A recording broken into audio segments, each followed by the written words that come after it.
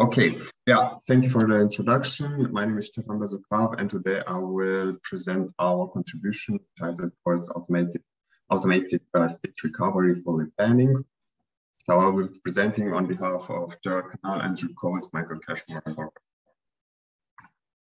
I'll start with our motivation, and the main point that got us together and where we started doing our research together was that all of us were doing planning, but we also want to execute the plans. And we all had the same issue that planning and execution is actually done with quite different models in the sense that we have different levels of abstractions. Just to have an illustration, what is planning and execution on different levels.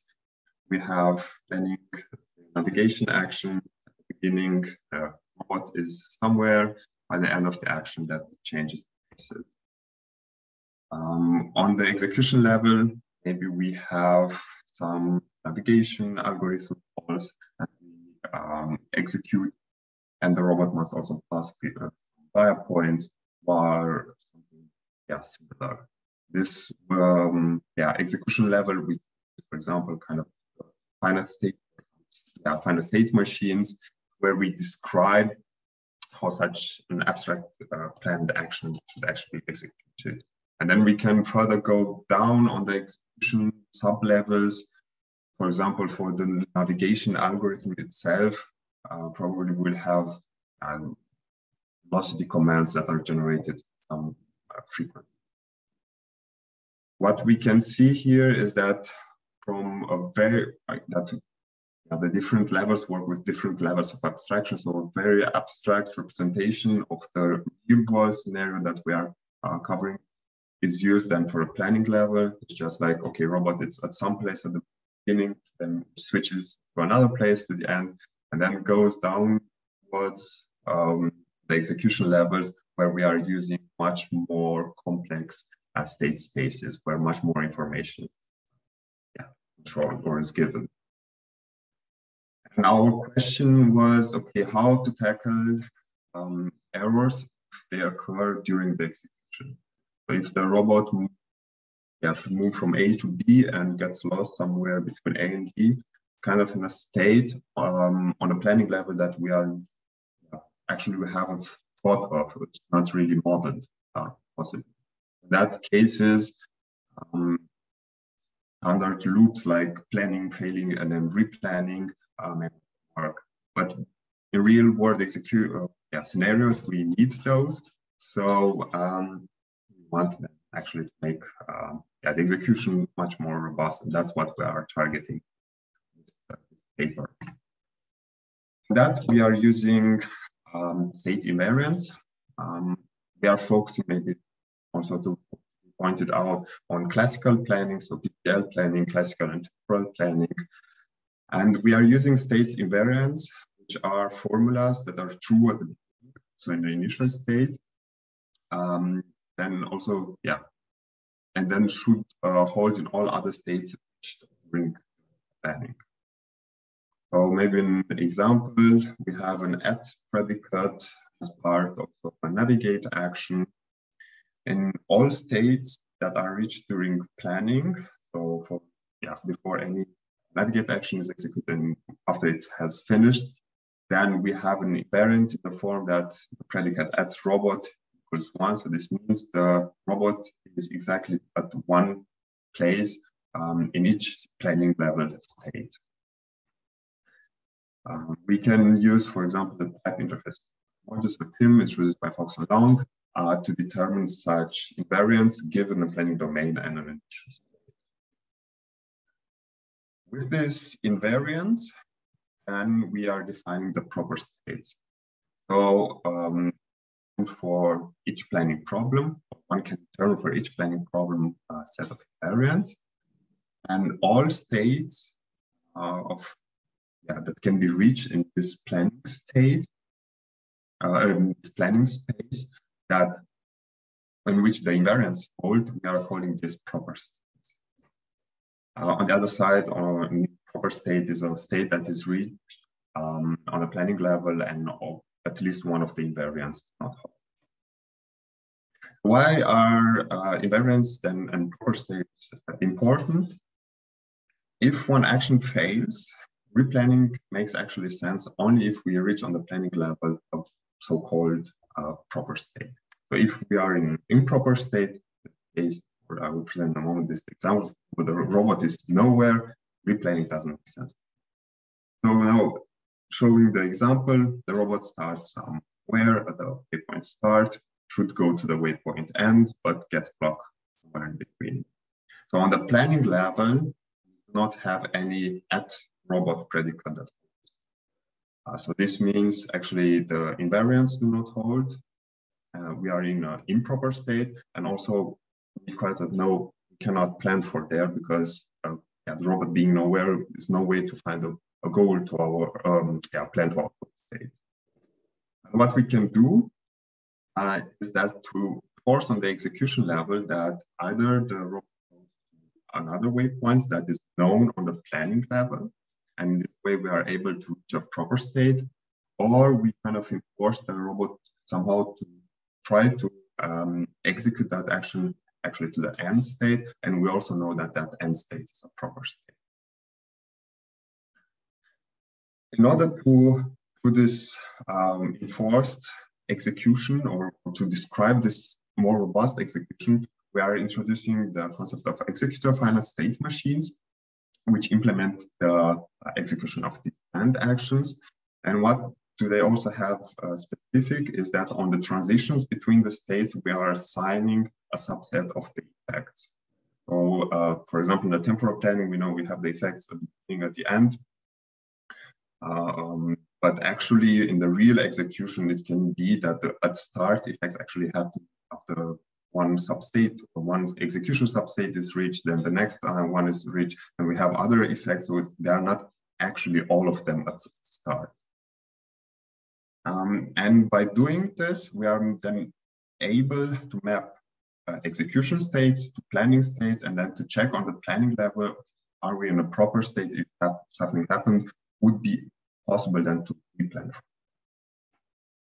So here, a brief example, we have on the planning level, the state is I, where the robot is waypoint start.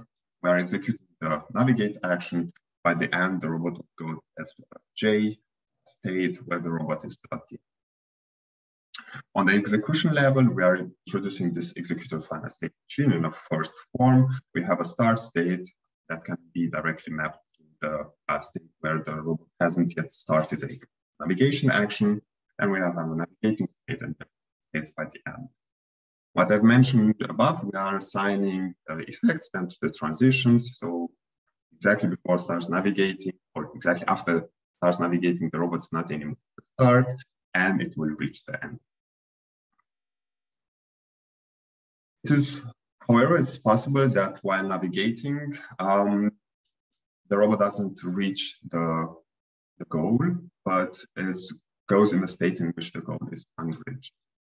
As we see here in this executor, or let's say more complete, more correct executor-finite state machine, we have a transition where we don't have any predicate assigned to this.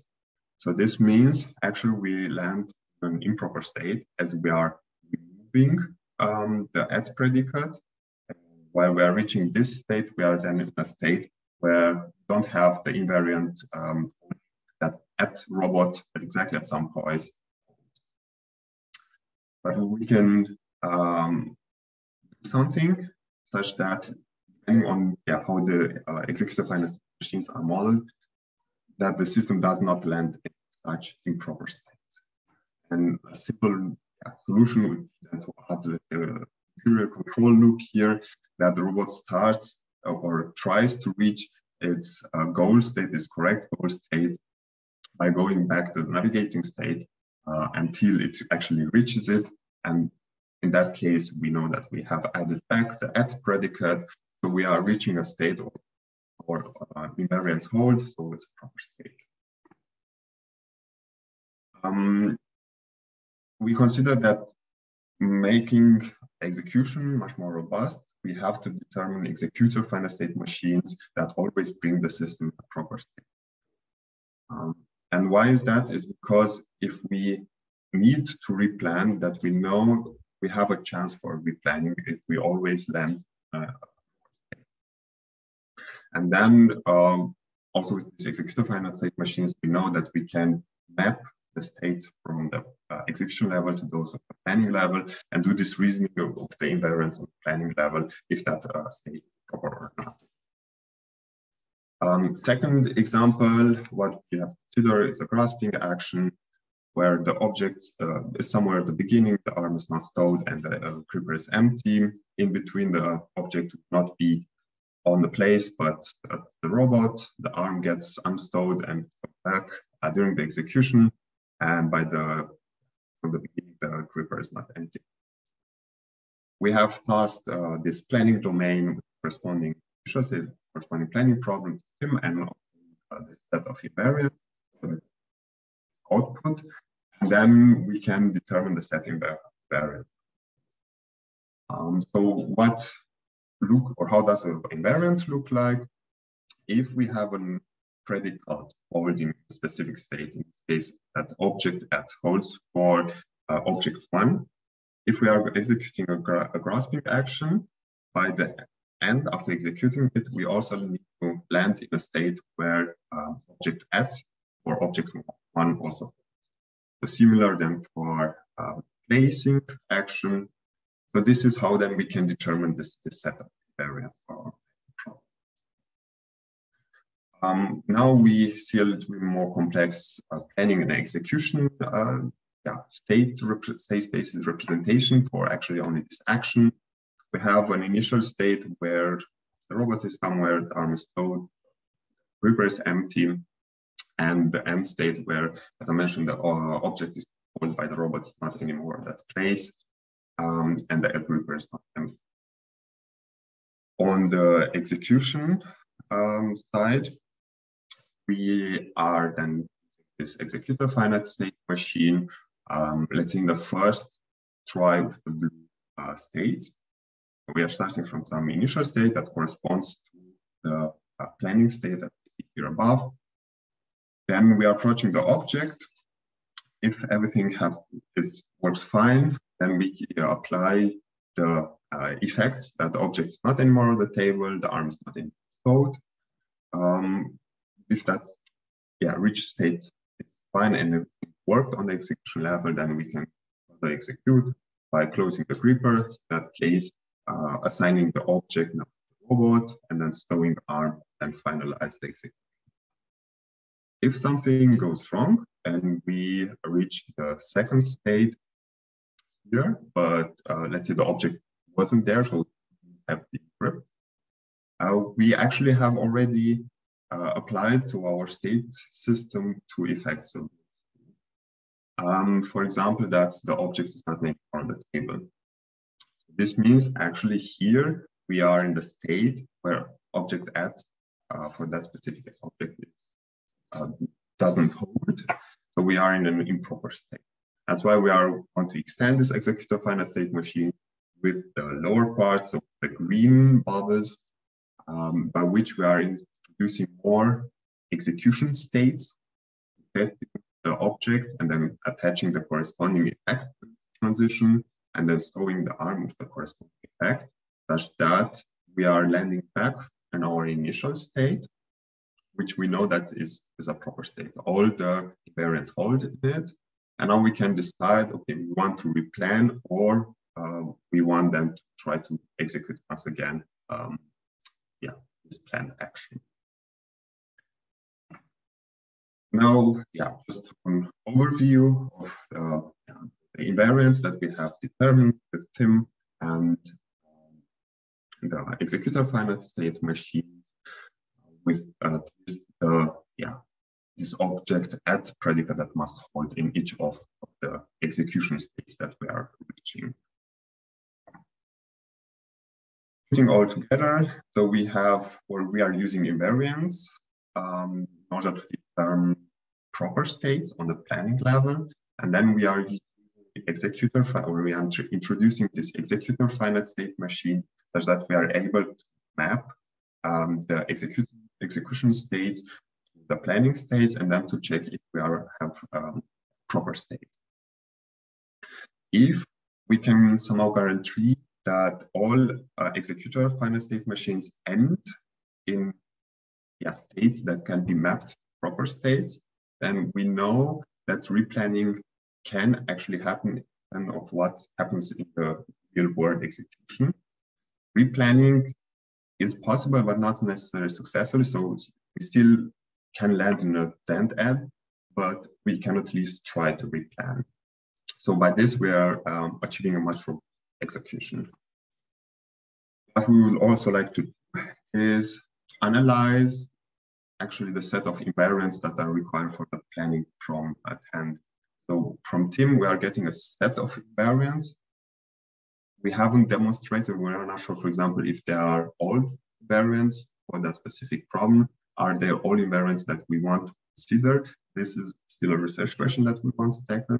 And what will also be really interesting, based on this set of invariants, to automatically extend executor finite state machines such that all their end states are proper states. So if you remember from the grasping example, if we give it its input, the finite state machine only for the blue bubbles, then all other green bubbles, green states, then will be automatically determined based on the invariants that should. That would be already my presentation. Thank you for your time and eager to answer the questions. Thank you very much. That's good. Any questions from the audience?